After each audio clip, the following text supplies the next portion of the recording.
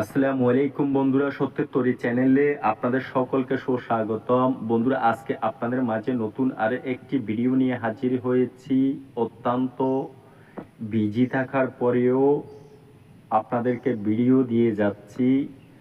তো ইতিমধ্যেই যারা আমার চ্যানেলটিকে সাবস্ক্রাইব করেছেন তাদেরকে অসংখ্য ধন্যবাদ, যারা করেননি তাদেরকে করার জন্য আমন্ত্রণ জানাচ্ছি। বন্ধুরা, আজকের মন্ত্রটি হলো ভাত ব্যথা, প্যারালাইসিস, এই সমস্ত রোগ থেকে আপনারা মুক্তি পেতে পারেন। এই মন্ত্রখানা হলো আমার গুরুবিদ্যা, আপনাদেরকে দিয়ে যাচ্ছি।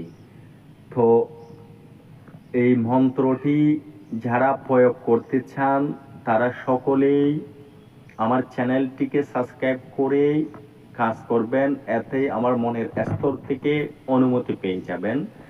এবং যদি সম্ভব হয় কমেন্টে অনুমতি নিয়ে নেবেন। অনুমতির জন্য আমার নাম্বারে ফোন করার দরকার নেই।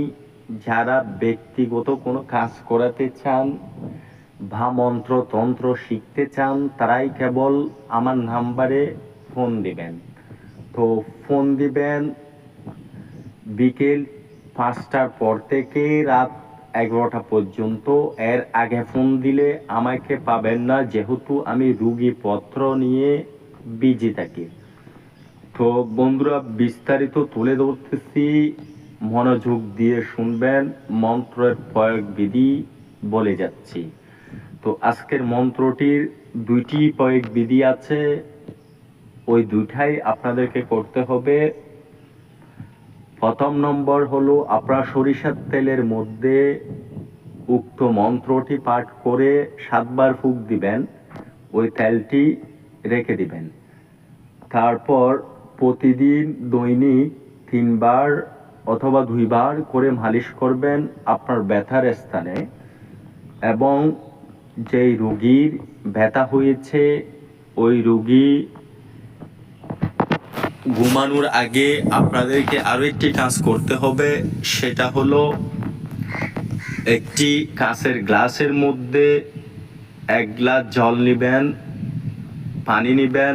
নেওয়ার পরে উক্ত মন্ত্রটিকে পশ্চিম মুখে বসে আগরবাতি জ্বালিয়ে 7বার পাঠ করে 7টি ফুঁক দিবেন গ্লাসে।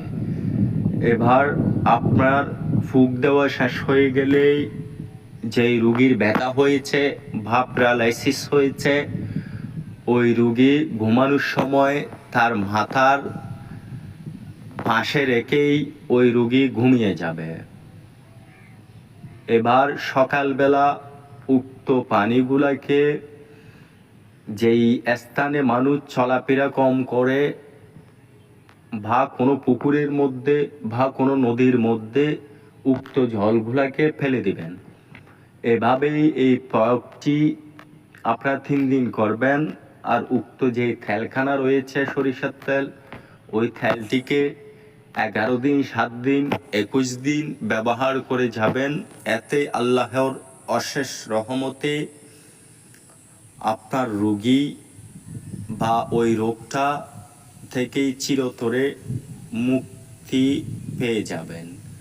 তো আশা করি কি বোঝাতে চেয়েছি আপনারা বুঝতেই পেরেছেন। আজকের মতো এতটুকুই। সকলেই ভালো থাকবেন। আল্লাহ।